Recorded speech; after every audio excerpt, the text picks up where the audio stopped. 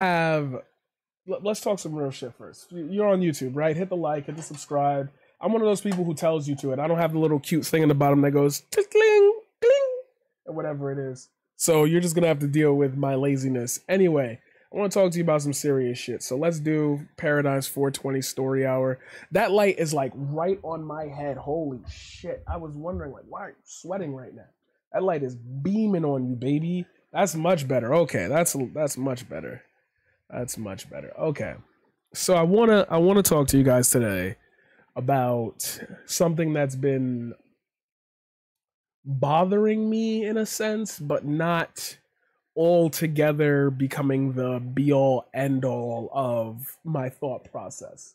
So as I was taking my, nightly, or I should say daily relaxer before stream, I always think about little tiny thoughts in my head that I might be able to tell you guys. So when I get on stream, I don't just launch straight into, okay, let's just react to videos. I want to give you some content. So I guess I'm out there building content for you as we we do things.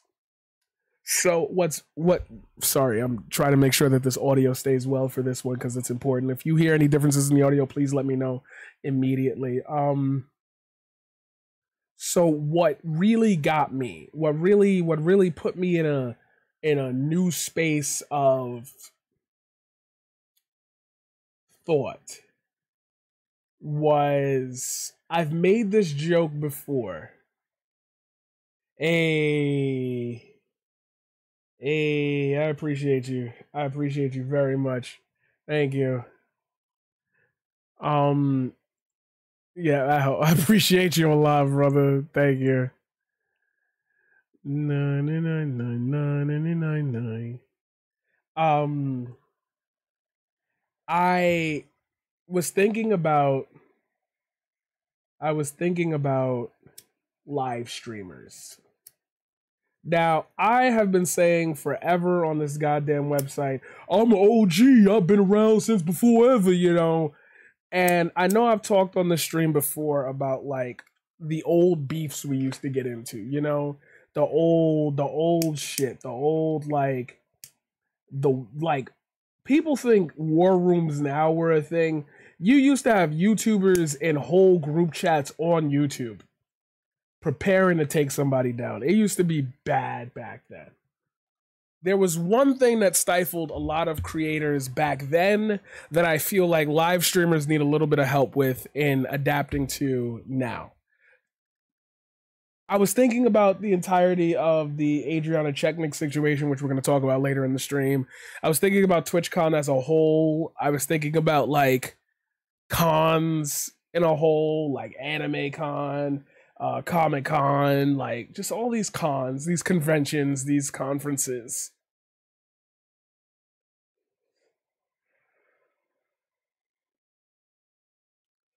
And I thought to myself, the way these people act in real life has low-key become a different, like they think, a lot of people who I saw who went to TwitchCon, who streamed, who talked about it, we're gonna watch some interactions at TwitchCon.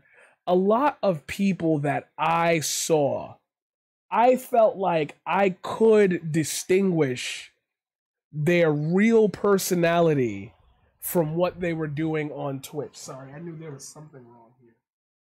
I knew that was an issue. Did he leave it on wide focus? Is that what's going on here? Yes, I'm doing this live on a YouTube segment. Deal with it, deal with it, deal with it. Yes, he did leave it on wide. I hate this man. Zone, please. Up on the top. Okay, now we have no more focusing issues. Thank you. That was killing me for a hot ass minute. And now we fixed that.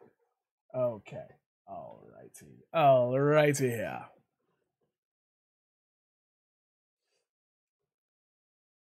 I thought really hard. I really thought super hard about why I felt the way I felt looking at these people who went to a convention for streamers. And that's what started pinging me. Is while I want to talk about like the differences between live streamers and YouTubers and people who get to edit their, they get to edit their It is much harder to hide your persona on the internet if you can edit your videos. I spent 5 minutes to just say that. And I think that when we started lumping all these people, and now this is a long-standing argument, goes all the way back to the King Batch, it goes all the way back to actually Smosh days. When you call people content creators, and you bunch everyone who does something on the internet into that, like every artist who does shit for live streaming, for YouTube, for any of these major platforms, they're considered content creators. When you can no longer distinguish your identity as being unique within a set of identities, you start to get a little paralyzed here. You start to get things start to turn a little fictional for you.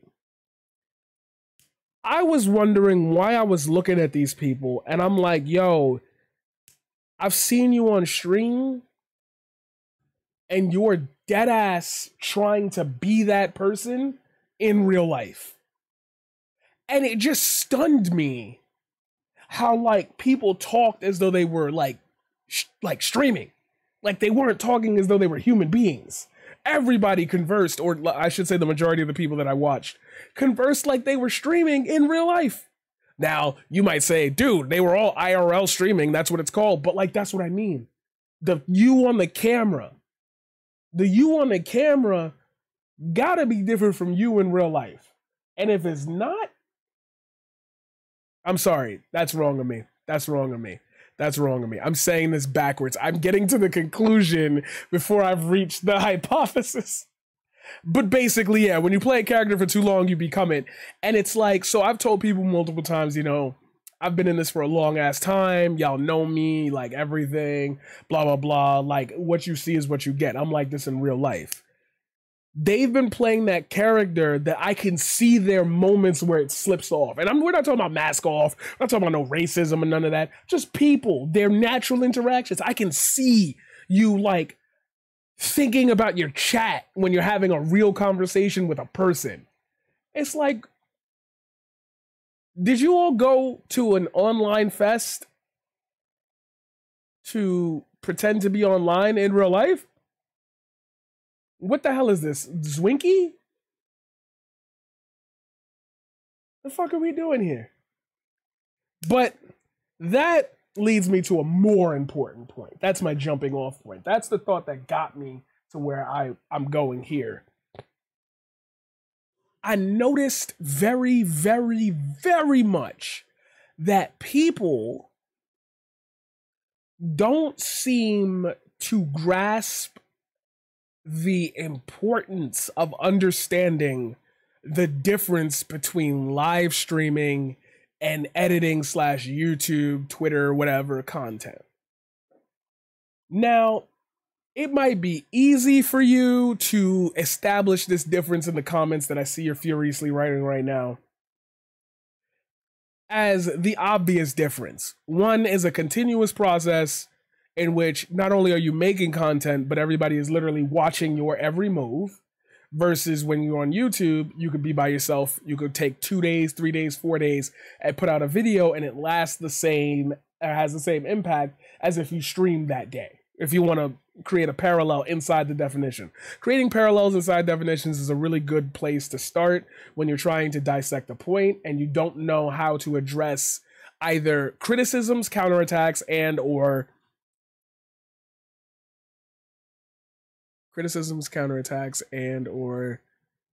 the other side of the argument, in other words, or the other side of what you might have missed. So here I am, barbecue sauce on my titties, just wondering why God don't fuck with me like that. And so I said, I want to spend a little bit more time talking to you about the responsibility of live streaming. Now, I'm sure you've heard your favorite streamer tell you this before. I'm sure you on YouTube, you've heard your favorite content creator at least one time bring up live streaming versus YouTubing. I'm your favorite creator's favorite creator though. So, y'all my sons. Now, if you get mad about that and type that in the comments, stay mad. You my son. You my son. Sit down. Sit down. You my son. You my son. Get in the corner. It's time out. Before we got some shit we gotta get in order.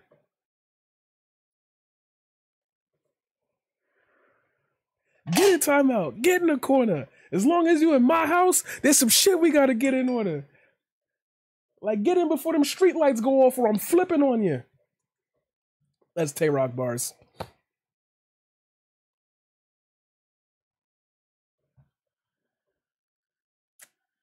Live streamers carry something a little bit more intricate when it comes to the responsibility of what they say on the live stream. I want every streamer who, if you want to be a streamer, if you want to be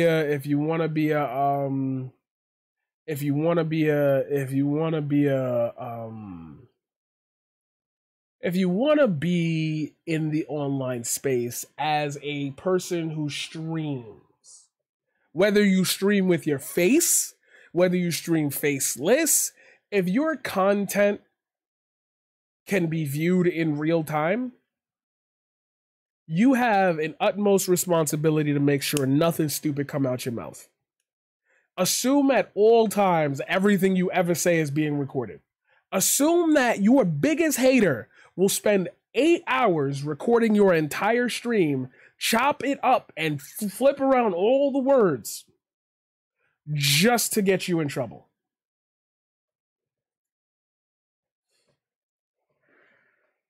When you are live streaming, you have removed the one safety feature of being an online creator that everybody loves: anonymity. In any regular regard, in any regular world, in any regular life, I could make a YouTube video in Texas and be to California before you even knew it dropped. I'm tethered here right now, for all you know. I could be an AI-generated bot, and I've been a bot for the last 2.5 years. Everybody I brought on the show just joins the AI bot, for all you know. But if I was a YouTuber and I said that, that would be a possibility. You see the difference? Just that one example, just random example. So when you have to address things, when you have to become that person, you cannot and you should not and you should never, ever in your life take a risk or a gamble on making an inappropriate joke, not establishing baselines with your community so that way they know if I'm having a heated gamer moment, I'm not expecting him to come out with any slurs. I don't have to defend that guy because I live stream. So at some point or another, I would have tripped up. And a lot of y'all is tripping up. Supposed to be an elder boy. You tripping out here fucking up. Motivate my youngins. Tell them my youngs are up. Honey Bone sitting at the table with that money on. Like,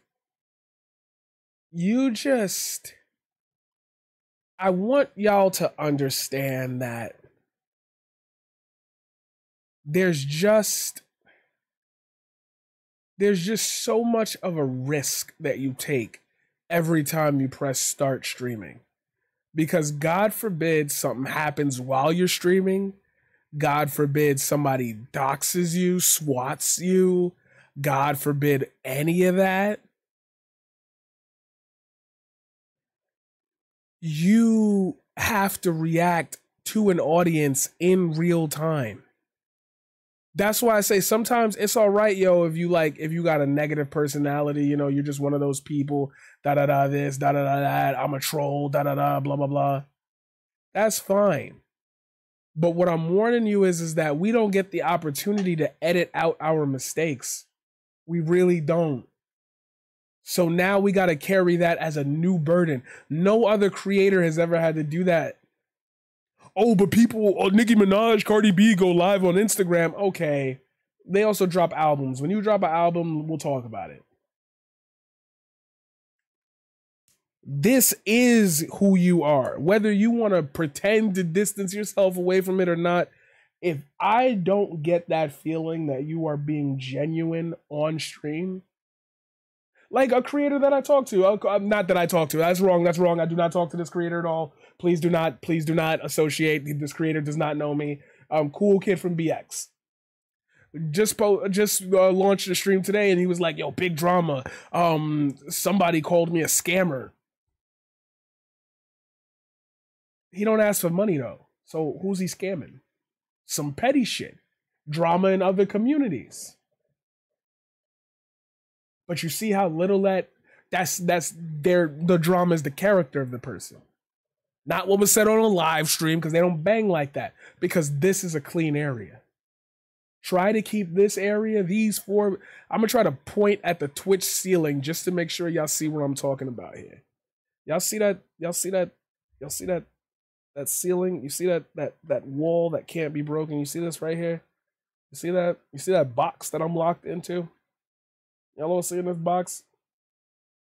I don't get the choice to make edits. Now I could pause, record, blah, blah, blah for YouTube, but here on Twitch, I don't get to make the decision on what you see and what you don't see. I have to make sure that everything that you see is proper, because God forbid something slips out my mouth. That's all people focus on. YouTubers don't got to deal with that though.